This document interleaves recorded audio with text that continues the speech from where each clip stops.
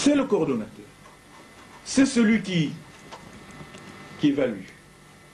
Cette région va un peu trop vite. Bon, d'accord, mais celle-ci, non. Alors, on va l'aider. Qu'est-ce qui vous manque? Qu'est-ce qu'il vous faut? Ainsi de suite. Mais il vous faut des hommes rompus. Et pour cela, il faut les former. Mais il ne faut pas les former, c'est pas, on ne vous retourne pas à l'école. Mais ça, c'est une accélération. Une autre type d'école. Qui n'a pas besoin de cartable. Qui n'a pas besoin de livres. En d'autres termes, j'appelle ça couramment l'école de la vie. Mais elle ne sera pas école de la vie, parce que s'il faut que je fasse passer l'école de la vie, mon Dieu, il faudra que, pour être homme politique, il faudra que vous attendiez 50 ans, 60 ans. Mais non, c'est aberrant. Donc il faut accélérer le processus. Nous allons l'accélérer par une certaine forme de formation. Avec un peu de chance, et j'aurais souhaité, j'aurais aimé,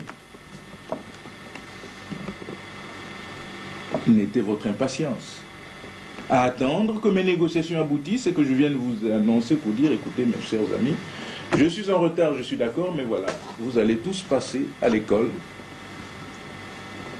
Et cette école ne recevra que forcément que ceux qui ont déjà des diplômes, ceux qui ont déjà la technique. Maintenant, il faut savoir utiliser cette technique. Les anglo-saxons appellent ça capacity building. J'avoue que j'ai du mal à traduire ça de manière aussi simple en français. Mais s'il y a des anglophones dans la salle, alors les paris sont ouverts. Alors trouvez-moi la plus belle définition de capacity building. Allez rédiger. Aptitude à l'évaluer, aptitude à programmer, aptitude à budgétiser. Alors c'est tout cela. Vous l'appelez simplement la capacité de construire. Donc, non. Et bien voilà, c'est ce qui nous manque. Nous avons 17 000 jeunes gens qui sont diplômés à Brazzaville. Chiffre que je détiens de président Sassou. 17 000. Diplômés sans emploi. Ils sont tous assis, le menton dans la peau, attendant quoi? Que la fonction publique leur donne du travail. 17 000. Mais à ce rythme-là, à la fin, dans les 5 années, vous allez avoir 100 000 jeunes gens qui vont tous attendre que la fonction publique leur donne du travail. Pendant le même temps, le FMI, je viens de vous le dire, vous demande de réduire de 50%. Essayez de me résoudre cette quadrature. Voilà l'aberration dans notre système de formation que nous venons acquérir ici. Mais non, justement dans ce que nous voulons faire, dans cette aptitude de rechercher, d'identifier, etc., chacun d'entre nous doit être capable, là où il est, individuellement ou collectivement, de se dire, bon,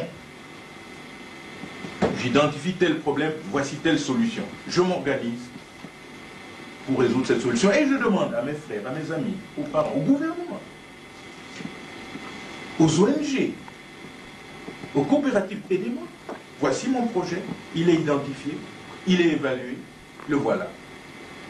Donnez-moi les moyens pour le faire, je suis prêt, je suis promoteur. Nous devons devenir tous des promoteurs. Que vous soyez à la fonction publique ou non, vous devez être promoteur. Être capable de générer une activité. Et non pas attendre tout de la fonction publique. Mais la fonction publique va vous recruter, vous, un. Mais dès que vous êtes recruté, ça y est, il déroule. Plus personne ne doit passer.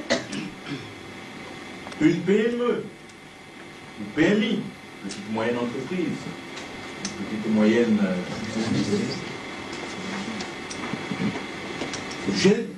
J'ai introduit des innovations, nous sommes 2, nous devenons 4.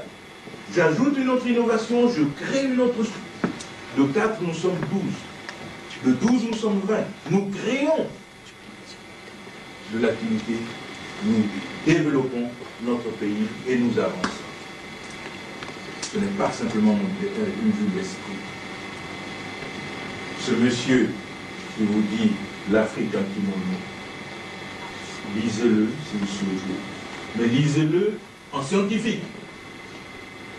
C'est-à-dire en lisant entre les lignes, interlégérer. Il ne s'agit pas de copier servilement, comme nous l'avons toujours fait jusqu'ici, et nous nous sommes cassés la figure en beauté. Nous avons copié les soviétiques, leurs socialistes, nous nous sommes cassés la figure. D'autres en face ou à côté ont bien copié le capitalisme ou le libéralisme, et nous ne sommes pas moins cassés la figure. Et on veut encore que nous copions maintenant le Japon. Il n'y a rien là-dedans qui puisse nous garantir que nous allons sortir sains et saufs. Si nous oublions que nous avons une tête, une culture et un savoir-faire peut-être à aiguiser. D'entre vous qui a trouvé la plus belle phrase, je ne l'ai jamais, je ne la retiens jamais, mais comme il se cache derrière, je ne sais pas s'il pourra me la sortir, mais il m'entend. Continent et l'espoir d'une génération. Voilà, vous lancez un défi, vous dites, nous sommes capables de nous développer par nous-mêmes. Et c'est l'espoir parce que si nous n'y prenons garde, nous sommes condamnés. Et si nous sommes condamnés, c'est pour une colonisation dont nous ne nous révéllerons jamais. Parce qu'on va vous coloniser si on ne va pas vous réserver un bon génocide. Et c'est là où je voudrais terminer, messieurs, mesdames et messieurs. Il y a très peu de dames. Est-ce Paris qui veut ainsi? Ou bien,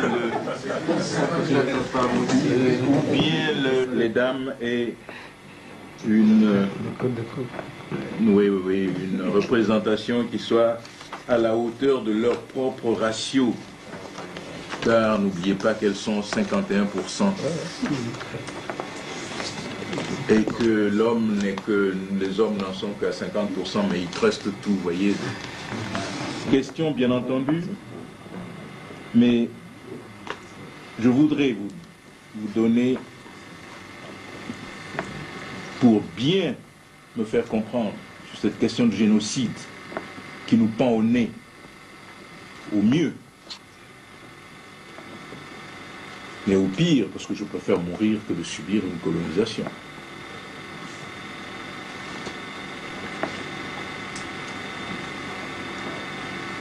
Voyez-vous, Monsieur Jean-Christophe Ruffin, qui a écrit L'Empire et les Nouveaux Barbares, dans son premier propos, dans son livre, les 25 premières pages, vous n'avez pas besoin de tout lire, vous lisez les 25 premières pages, je crois que vous êtes édifiés. Il nous dit, bon, maintenant que l'Occident a détruit le communisme, il n'y a plus d'ennemis. Quel malheur.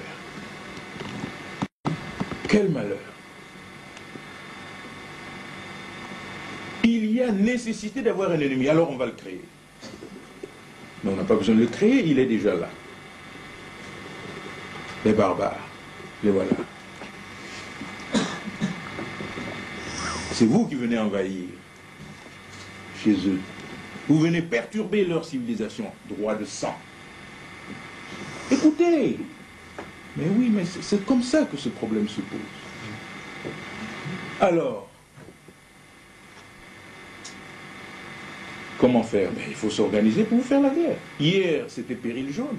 Aujourd'hui, c'est péril, c'est les barbares. Comment est-ce qu'on a résolu le péril jaune? Comment est-ce que les Japonais sont devenus ce qu'ils sont aujourd'hui? Réfléchissez bien. Réfléchissez un tout petit peu. Péril jaune. 45, ils ont eu droit à Hiroshima, la bombe atomique. C'est pas eux qui avaient déclaré la guerre à l'Occident. C'était Hitler. On aurait pu larguer la bombe A sur Hitler, non. Péril jaune, on a largué la bombe là-bas. Ils en sont sortis fortifiés. Parce qu'ils avaient conscience qu'ils étaient en danger de mort. Qu'on était prêt à les éliminer. Alors, ils se sont arc-boutés. Cherchez bien en lisant l'Afrique en kimono, si vous avez le temps de le lire. Vous trouverez que, vous verrez quelque part, de temps en temps, cette notion de conscience de leur de leur bien-être, de leur vie. De la conscience qu'ils étaient menacés. L'instinct de conservation est revenu. Bien sûr, il y a des aspects culturels, bien sûr, mais il y a cette conscience-là. Et ils se sont épuisés en eux-mêmes, ils ont puisé en eux-mêmes toutes les ressources de leur créativité, de leur génie. Et les voilà, petit à petit, ils ont mis en place ce qui fait d'eux aujourd'hui, qui les situe aujourd'hui parmi les plus puissants du monde.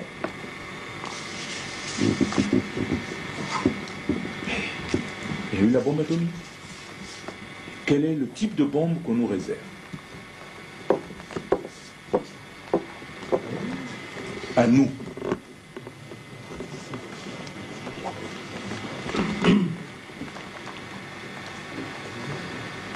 Mais elle est technologique. Elle risque d'être technologique. C'est pour cela que j'ai insisté sur la science et la technologie tout à l'heure.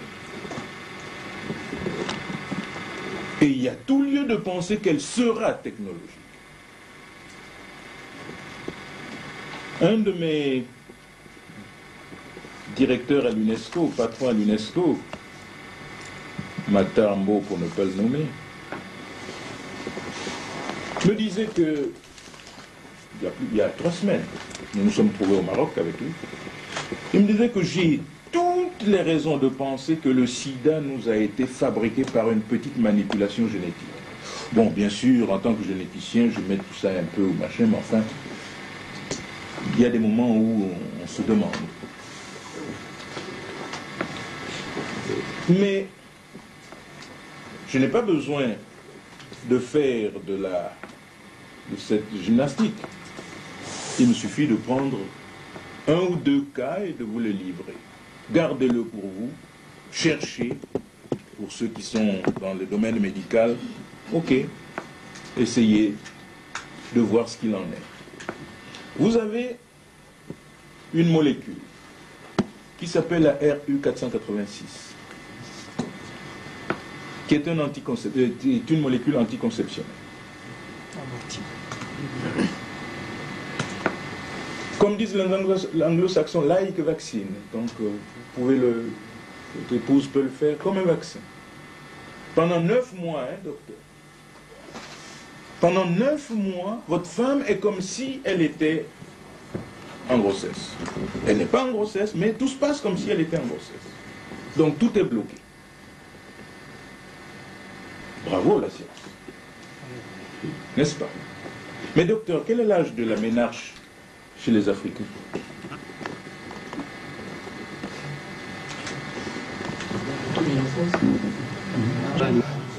Les ondes variables. 11 ans. 13 ans.